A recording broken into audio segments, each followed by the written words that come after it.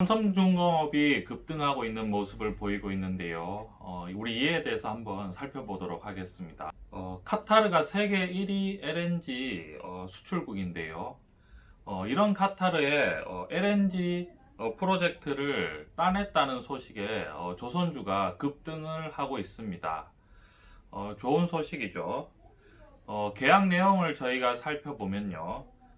LNG선 100대를 수주했다고 하는데요.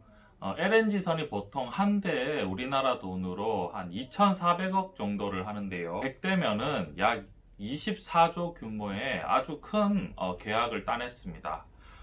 여기서 우리가 굉장히 더욱더 긍정적으로 볼 것은요. 중국이 16척을 수주한 데 비해서 우리나라가 100대를 수주했다는 것이죠. 이것은 이제 세계 시장에서 우리나라의 어떤 조선의 기술력이 증명이 되고요. 또 앞으로 계약을 따낼 때 굉장히 유리하기 때문에 미국, 러시아라든지요. LNG선을 따낼 수 있는 것이 많은데요. 굉장히 기대가 됩니다. 중국에 비해서 우리나라가 압도적일 수밖에 없는 게요. 우리 보통 LNG선은 우리가 보통 흔히 LPG라고 하죠. 가스인데요. 이런 가스를 배로 실어 나르기 위해서는 굉장히 고도의 기술력이 필요합니다. 예를 들어서 LNG를 액화를 하려면요, 영하 160도까지 기온을 낮춘 다음에 가스가 새지 않게, 이제 기화가 되지 않게 배로 잘 운반해야 되는데요. 그리고 가스 같은 경우에는 폭발의 위험도 굉장히 크죠.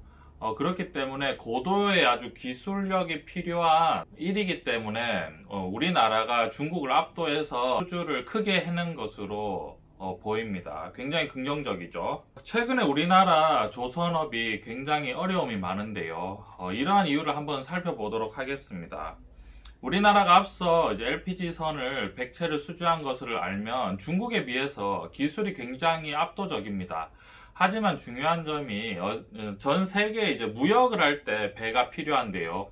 무역을 할 때 쓰는 배는 보통 벌크선이 대부분을 차지합니다.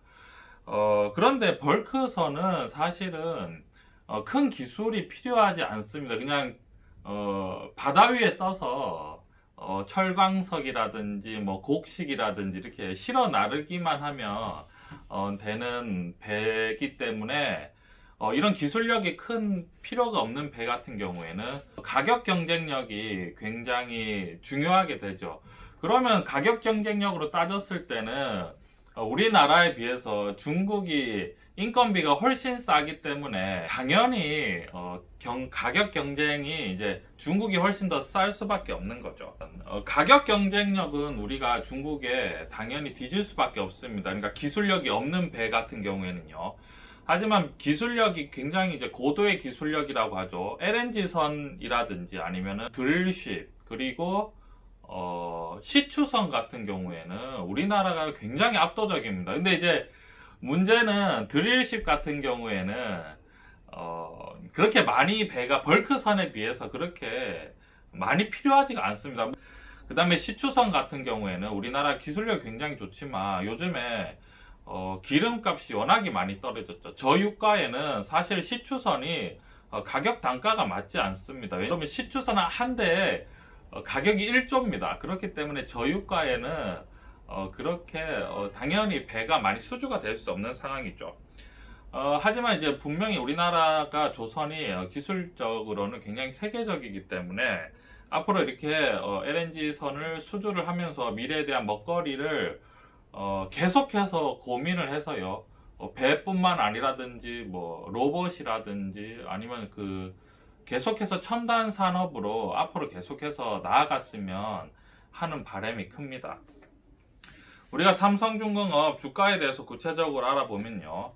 삼성중공업 오늘 급등을 해서요. 주가 한 주식에 약 6,000원입니다. 6,000원일 때 시가총액을 살펴보면요. 거의 한 3조 7천억 정도 되는 수준입니다. 주가가 보면 계속해서 장기적인 관점에서 하락을 하고 있는데요. 이런 하락은 앞서 말씀드렸지만 중국의 저가 공세에 계속해서 좀 이제 경쟁이 심화되고 있는 모습이죠. 재무제표를 저희가 살펴보면 굉장히 참담한 심정입니다. 어느 정도냐면요. 우리가 매출을 살펴보면요. 2018년 매출이 5조, 2019년에 매출이 7조인데요.